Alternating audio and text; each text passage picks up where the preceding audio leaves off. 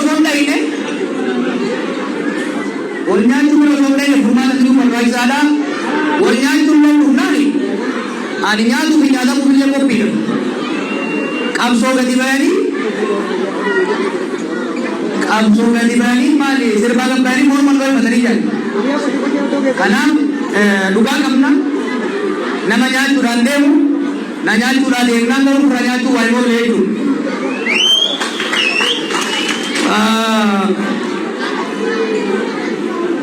Kambira, why milika kagam deh?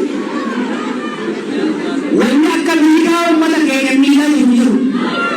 Bikin ini amalan orang tu, wan berbalik dengan mana? Illai amalan ni. Abi amalan ini milika. Orang this is crazy, ini. Abi ini minister kagam tu, parlimen kagam tu.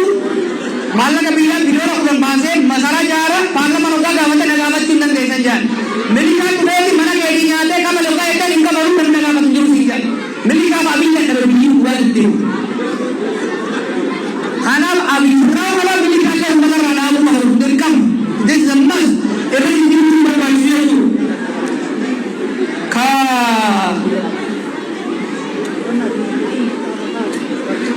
आप लोग क्या कमसान गणेशवन की जाली वन कमसान केस दबरते जो है तो दोस्तों वाला केस यानी पहले ना कर बुकाना रेप आना रेप लन्नी सगल कर चले लंडू वाला मन रोमोस नु सगल कर चले जिराबो Gafal dua isana buat rumah tahu nanti mungkinan ni ayatan anggar tahu wan yang tak kita akan lebih tahu boleh haulu dari santar ada sendiri awalnya mungkin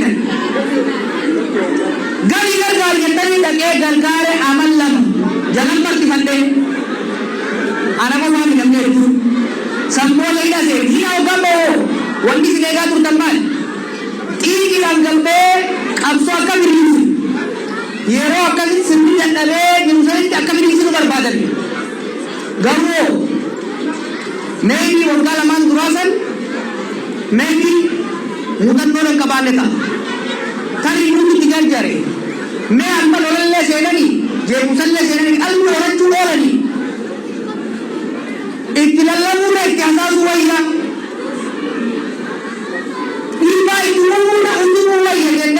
amal lama bulan ka man ibalne molle karabne hai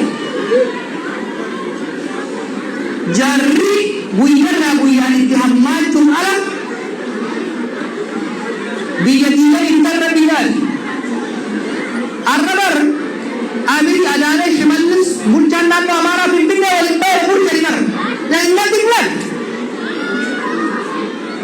बिल्कुल आप बामने कहते हैं नन्नी आसियाना को करेंगे वो नीचे बना लो खसीना उम्बे खसीना उम्बे बिकिन नीचे तुझे नानो हमारा दोन में जलाबे ठीक रहना दोन में जलाबे और उम्बे में अम्बा से हमारे इतने देर मुझे एक ले तू बिल्लरी में जाने फिर कुछ गिरा मालिक तेरे मुझे मुद्दा तो कोई गिरा दे जरा मुझे मुद्दा तो कोई एक है उड़ाते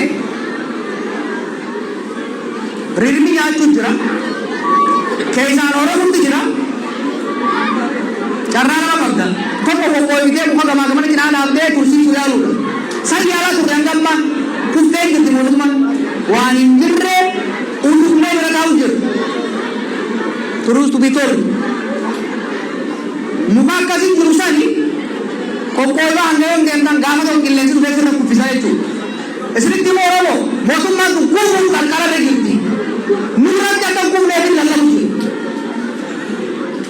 नुरा लगते बिये तो अभ्यास करते मका औरों का बनते खुद से ज़माना औरों मका सरुकार बदलने मुझे बहुत औरों गिंजन मका औरों फूलनी कुफरी मका के लम्बा तक कंधे भी नहीं maka oromo ka kapso arsa mekan oromo faidang ka oromo buang ka bukan usan arsa ke oromo mekatan iki ummata keenya deebinee boonsine amma qaaleessuu jiran. Namni Oromoo ta'ee jara kana waggaa argu waan isa balleessaa isaanii, laafina isaanii, darrina isaanii, qaanii isaaniitiin hin qaanofne hin jiru. We are embarrassed on their behalf. Kanaafi dhugaadha hamma tokko yaaluun dirqama. Humni ajaa'ibanii firraa muran jechuudhaaf murreellee dadhabu. Amma garuu hundi dallaa suwaarni kana booda maqaa keenyaan daldaluu akka hin dandeenye isaan maaliifi we deserve better. Oromo deserves better. They are unfit. Ethiopia fi Oromo hundaa'uudhaaf they are unfit. Ready ga'umsa hin qabani qabaachuufillee hin ta'an gad deemaa jiran akka hiddan faa. Namni bara hoggaangoo qabate muuxannoon qabu nama hoggaangoo qabate dongora hojjeta. Yeroo wayyaa deema. Kun jarri gad deemaa deema abataa gadaa. Hanga boolla taakkuu beekan ta'u isa deemu deema. Kana jechuun inni dhiibu jiru. Warra qabsoo irratti miidhame rakkoon ijoollee amma warra jirtu hamaan jibba qabsoolaa qaban jibba keessattuu maqaa adda bilisummaa Oromoo jedhu jibbi isaan qaban dhufa keessa jira. One of the most damaging thing namni qabsoo keessa ture kaasaagaa ta'e itti maxxanee faarse ka isaan salphisanii ari'an malee nama tokko meedhaa hima. Maqaan ta'u warra nu biraa gale hoogganaa adda bilisummaa Oromoo ka isaan jalan maxxifatee isaanii goree lolaa ture amma bara salphisaniitu kararra gataa jira jechuudha. Ati kana min beeyne ka dagarii fi jaajaa fi daaroo billikaaf daaroo abboonnatti madaa'ee ka achitti amma rakkataa jiru jedhe gaafa gallee propoozaala dhiyeessinee turre kana fandiin qabsaa'ota miidhamanii maatii isaanii deebisanii ijaaruudhaaf tumsuudhaaf barbaachisu. Oromiyaan qabeenya guddaa qabdi. Wanni tokkichi isaanii tokkichi ijoollee bilisummaa amma hattu nama kuma tokko miidhama kuma tokko gargaaruu danda'a jechuudha. Isaan garuu miidharra miidhoo maaliif qabsoo keessa waan hin turiniif nama qabsoo keessa ture jibba hama keessaa qaban gargaaruu qofaa miti.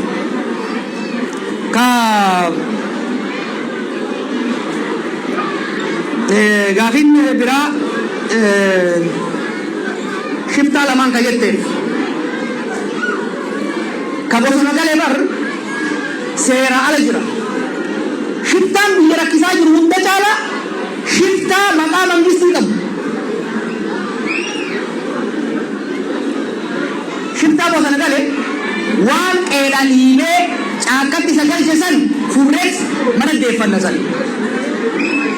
Ijoollee keenya ka bosona jirtu ijoollee keenya qofa osoo hin ta'in ijoollee Amaaraa ijoollee naannoo adda addaa dhiibamanii bayan. I know these people ni beekaa bara ilaalcha garaagarummaa qabaachuu dandeenya. Ijoollee amma warroo jaalanis ijoollee faannoo jaalanis hedduu isaanii akka amma fintaaleeyyii jaanii warra itti ooman kanaa miti. Ilaalcha siyaasaa garaagaraa qabaachuu dandeenya. Garuu ijoolleen tuni ka Eertiraa turees ka bosona turees dhufeeti Abiy Ahmed jala siree qabaachaa ture waggaa tokko lamaaf. Samboota dirree siyaasaa dhiphatee namni jiiruu dadhabeet dhiifatee bosona gale. Shiftaa caakkaa jiru san waan caakkatti waan bosonatti isa galchisan furree qeetti deebinaa jechuudha. Siyaasaan biyyattii dirree irratti akka furamtu. Siyaasaan biyyattii afaan qawweetirra gara afaan warra siyaasaatti akka deebitu goona. Shiftaa mootummaarra jiru yoo sirraa'u baannan akkuma warra isa uumee sanitti lafaan geenya. There is no way around it. Aangoo mootummaa qabatanii masaraa mootummaa keessa ta'anii qawwee mootummaa kan qabeenya ummataatiin bidame qabatanii shiftaa ta'anii guyyaa halkan nama saamaa oolu itti dhiifamuu qabu jechuudha. Dhagaa har'a qawwee waggaa qabata. Aangoon waan nama gootu beektaa? Onnee hin jirre nama akkamiiti. Gaafa na sallaa baradhu nama abbaa murtii tokko biratti hin baradha ture.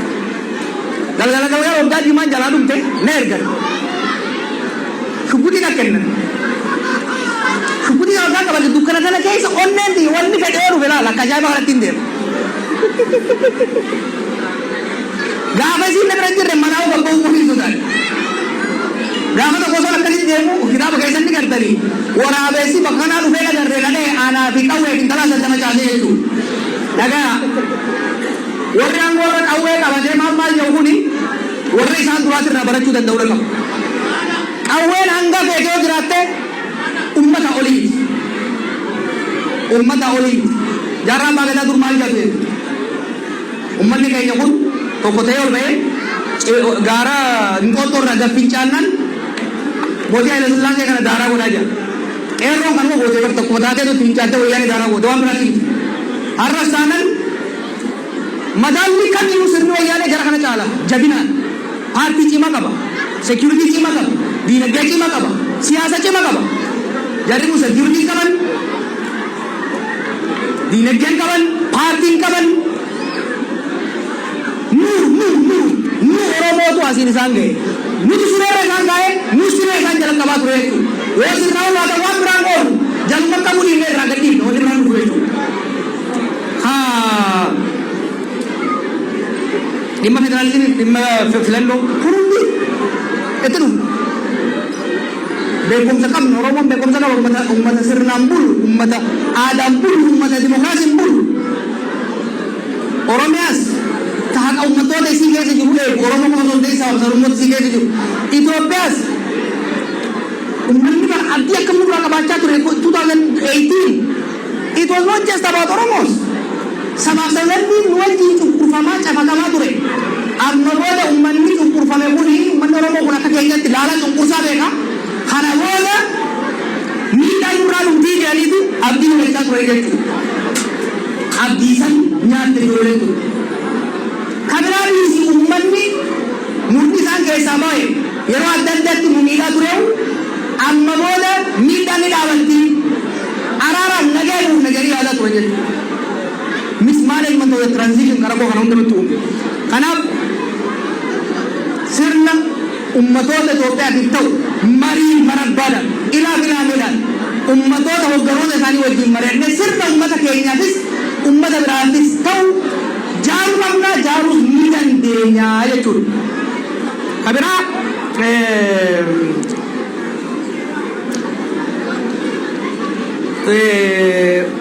wanni cimaan Oromoon fudhachuu qabu yeroo amma jiru kana keessatti tokko maqaa isaatiin Itoophiyaa fi uummata Itoophiyaa irratti isa qofa irratti lama tumamaa jirra bardiyoo mootummaan kun gama lamaan nu jeeqaa jirti. Gama tokkoon nu saaman nu jeesan nu hidhan uummata kana.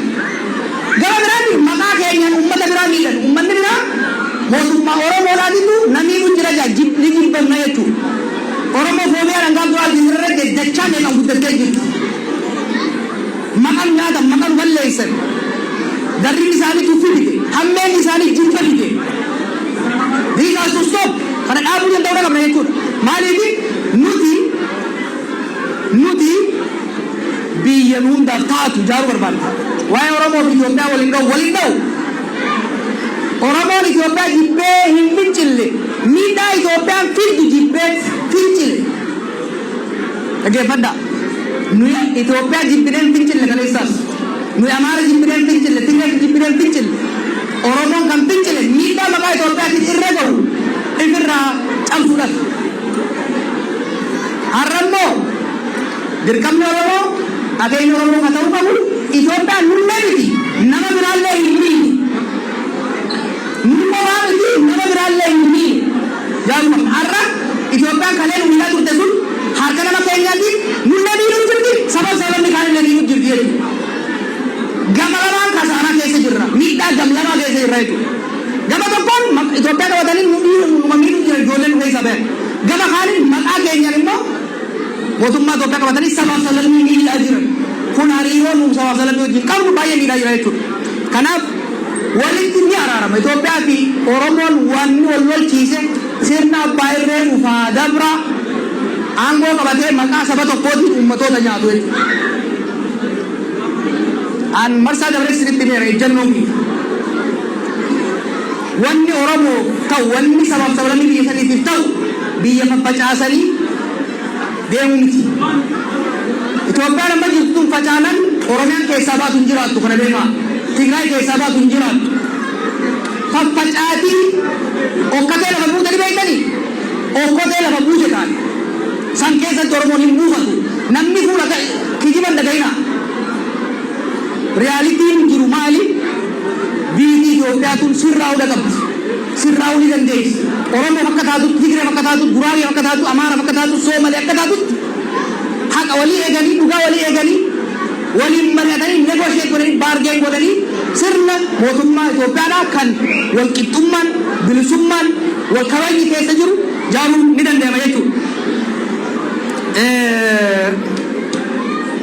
waliigalatti waa'ee ijoollee abaa'ootiin itti kaaftan ijoollee abaa'ootiin jedhan kun qeerroowwan keessanitti isin dhiibbanii raabuftan kijiba finxaalee maal jedhan kun marroon isoo taate baran meeqa dura nama qabsoodhaa ba'e garaagarummaa tarsiimoodhaan qabaachuu dandeenya wanni garuu ifa ta'uu qabu marroo ta'ee zammana kaasee kan bosonan galchee dogongora badii siyaasaa Finfinnee irratti Abiy Ahmedii fi tuunni isa marsee harka dha'uuf raawwate